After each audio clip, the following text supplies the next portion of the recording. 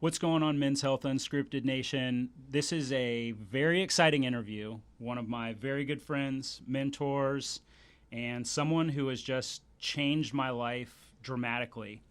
And I think that she has such a beautiful message. Annette Scott, owner of Codawari Studios here in Tampa, Florida. Thanks, Pat. Thank you for coming on and doing this interview with us. I know you're very busy and there's a lot going on. And it's also a gift to be here with you, especially to talk about men's health. I know that you've got all kinds of questions, and yet I can just give thanks for the fact that this opportunity to talk to men about perhaps adding yoga or any sort of movement practice to, there are a litany of things to do to stay healthy, and I'm a strong believer in movement, and yoga is my particular skill set where I lend myself to that. And I love seeing men walk into the room, and we can talk about why and have some fun with it, but also stay serious at the same time. Very cool. So just to start off, we do this with everyone. What are your qualifications as far as yoga goes? And I know that you're very skilled in a lot of other areas, so let everybody know what that is. Sure. So thanks for the compliment. And I think it's because I'm wicked old that I have a lot of things to say about what I've done. In terms of yoga, I'm what's known as an experienced registered yoga teacher at the 500 level, which is actually sort of right now what they call the top of the cap. I'm just fortunate to have been teaching for, I think it's almost 2004. So where are we? We're almost at 16, 17 years. And before that, I was practicing for easily, 4 or 5 years more than that. So it's been a couple decades of doing yoga, learning about yoga, and the entirety of my life now, it's for the last since 2003, has been driven around how to get well, stay well, be vital, be healthy, and honestly find a way to be of service to something larger than our small personality, which still there's some needs there that need to be met. And yet our work as a whole is to come into a deep state of vitality that then gets turned towards service. And service is specific to each one of us. So some of us are in service to our marriages, some of us are in service to our children, some of us are in service to our community, some of us are in service to justice in the world. You get the idea. And yet I'm a fan of helping people get healthy and stay healthy. So I personally am a massage therapist, a personal trainer, a doula, which is a fancy word for someone that helps women give birth. I'm a yoga teacher. I'm a business owner. I'm a teacher of yoga teachers. There's probably a few other, I studied thousands of hours of essential oils and the chemistry, so it's not really just like, oh, this is pretty, because that's nice. Pretty is a nice thing to have, and yet equally, and in all honesty, essential oils are plant medicine. So I'm a big fan of multiple ways to stay healthy and access healing. Plant medicine is a big one. So we can look at plant medicine as what you choose to eat, what you choose to put on your body. There's a variety of ways to look at plant medicine, what you surround yourself with. Having plants and trees and a healthy environment also makes for a healthy human. So, of course, I'm a dirty hippie, and I want trees and plants and birds and bees and bugs and pets and people to be coexisting. So I look at life in a disparate dots coming together to create an image. And so I pull from a lot of sources in order to feel informed and capable to help other people. I feel like that all really is very important to Codawari. And it's, since I've been coming here and been interacting with you, I've gotten a lot of the help and different messages from you. So what exactly does Codawari mean to you, and being a business owner, owning a yoga studio, and just being able to impact people's lives in the way that you do? Codawari is an actual Japanese word, and so a lot of the philosophical underpinnings to Codawari come out of the Asian aesthetic and the approach that function form and function also have art and beauty tied into them.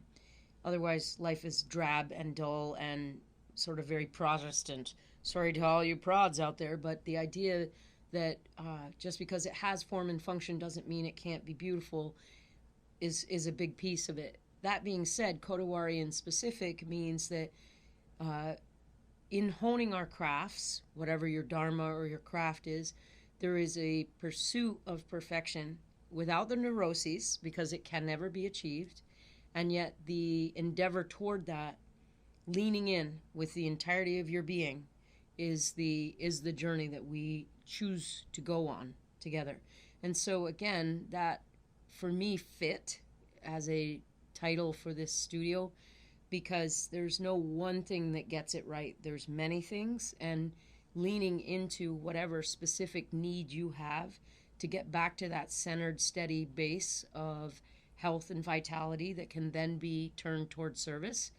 There are so many different ways to get there, and we have to utilize whatever works best for whomever it is that's coming through the door. So, did I answer your question well? Yes, I would say so. Okay. Since we've been doing this podcast, like Stephen and I have been doing a ton of research on all kinds of stuff just to give people options and to really give men different options other than, what you might see in a typical men's health type thing where it's like how to you guys talk about dicks for starters. Right.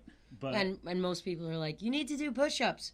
You need to pay attention to your dick. Right. It's a critical piece of information. Like, I'm a big fan of talking about elimination, which means we have to literally talk about your shit. And your shit isn't just what comes out of the backside of us. It's what do we put into our bodies? How does our body processing those things well or not? And an indicator of that is, what does your poop look like? Does it float? Does it sink? Does it smell? Does it have a color? All these things. For men, dick health is akin to that. It's not something that's really popular. I don't have the pleasure of sitting down with five dudes at the end of the day. If I can, let me know. Call me up. I'll meet you wherever you guys are at. But the idea that you guys sit down and you're like, my dick was a little limp yesterday when I was like giving it a good tug. That's actually an indicator. You need to pay attention to how your dick works. It's like how your breathing is working. And yet it's not a easy subject to broach, especially with a bunch of dudes amongst one another. Whereas you and I have had this conversation.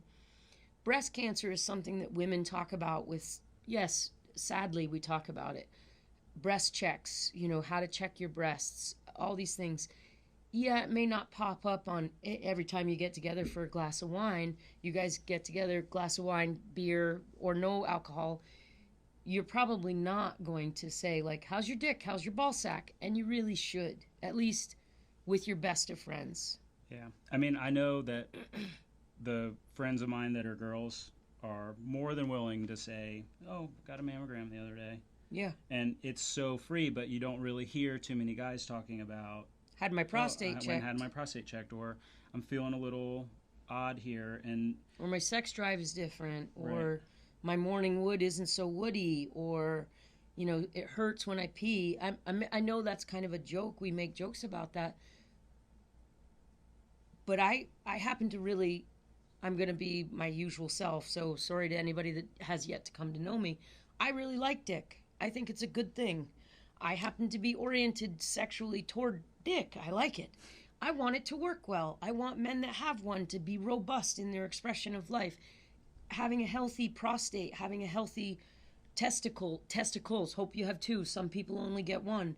But let's say, just like I want both my breasts to stay healthy, because it's a part of who I am, and it is, as much as it's not the singular thing that defines me, it's certainly a part of how I define myself as a woman. So as a man, I want men to have healthy dicks, healthy scrotums, healthy nutsacks, the whole 9 yards. I want you to be able to poop well too. It's not something that's divisible from a healthy individual.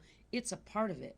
And that's all it is. And for me, that's why we need to talk about it. Well, the other thing too is like what we've learned, I mean, just throughout studying for this podcast and in school and all that, is that the biological specifics to a male, like their penis, their scrotum, if they're unhealthy, that's usually an early indicator for Heart trouble. something else that could be potentially more serious. I mean, when you're talking about erectile dysfunction, yes, that could be something that's ignored. Sure. But at great cost. It'll correct. be ignored at And great cost. as we've discussed on the show before, we had an erectile dysfunction episode, but that's an early indicator of heart disease. Absolutely. And so when you're really... Well, we can make all the jokes, but truly, when your dick's working, it requires a lot of healthy blood flow, right? When it's working in this fashion. If your heart isn't healthy, your dick's probably not going to be able to do this thing. If your dick's giving you this, something else is also wrong. Could it be an indicator that you're with the wrong person? You know, if there's just no passion or fire or flair there, perhaps. That's also a reason to pay attention. Our lives are short. So, on one hand, healthy dick function all the way through, urinating, sexual, ability, all of this stuff is tied into, are you living right? Is this going to come together as a way of, because sexy time is a pretty limited segment of our day, of our week, of our month, of our year, and yet it's a critical piece for connection. And then that connection flowers out into the rest of our lives also. So again, we could go on and on about how sexual function and health is an indicator of how much vitality is this body letting flow through it. And the minute we see it flag in some area, it's worthy of our attention. And not jokingly, seriously, so that we can be vital individuals. Lord knows, an intimate relationship, it can be sexual in many ways, but that's kind of the standard, one of the starting points, certainly. And why not have it be good? Yeah, and I really think that the comparison that we take from yoga into men's health is very important, because yoga really discusses full body and mind connection. Absolutely. And sometimes in Western medicine, or what we see, we'll see a lot of, oh, that person has heart disease.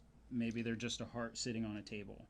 And it's not just that. There's, how did you get there? Right. What did that person do to arrive here?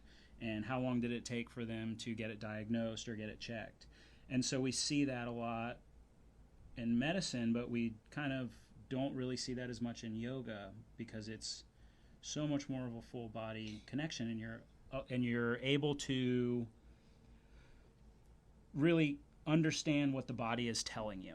Yeah, I mean, the whole practice is about coming into this moment, being aware of the sensations that are taking place, organizing the breath as the bridge of that awareness. So the breath is the guide to the nowness, takes us out of future thinking or past thinking and into this inhale, this exhale. And that's how you start to also focus the mind. Now, yoga for me has many, many facets, but one of the advantages there is, you come to know what your body is actually talking to you about. Not what you think about the body, not what you think about your performance. Because again, the thought is future and past. Very rarely is the thought I'm feeling my breath. So even in the expression of I'm feeling my breath, there's that's kind of what had just happened. It's more about coming into the now and really acknowledging, almost beyond language, what am I feeling in this moment? And in that, many people will find, wow, this shoulder really hurts me. Or, wow, my nutsack hurts. Something is not okay. And in that moment, we can start also to move toward corrective measures, honoring the body where it is, honoring and hearing what it needs next, and doing something about that. It's too easy in our culture currently to just run to your next task, constantly running to the next thing, so that this constant state of doing can hopefully I believe the mistaken identification with the task doing is that, see, I'm productive, see, I'm worthy, see, I'm valuable because I'm doing something. Yoga, more often than not, asks you to back up and drop into the being with what is right now. And that also curtails that constant state of seeking something external to confirm that we're okay. Your body is a beautiful place to rest. It's an incredible degree of intelligence. We just have to slow down enough to turn to it. And for men, it's, again, women have their own battle with our societal constraints. Men too. And I love seeing men come into the room. Some of that is because I crush them and make them cry a little. I can vouch for that. So this conversation is going to get a lot deeper. We're really excited to talk with you about how men can break the stigma and really kind of envelop themselves, maybe not necessarily through yoga, but through movement and through breath work. There's plenty of tools out there that are not yoga. That's correct. And so in part 2, we're going to discuss that. So this is going to conclude part 1. Click the link for part 2, and we'll be right back.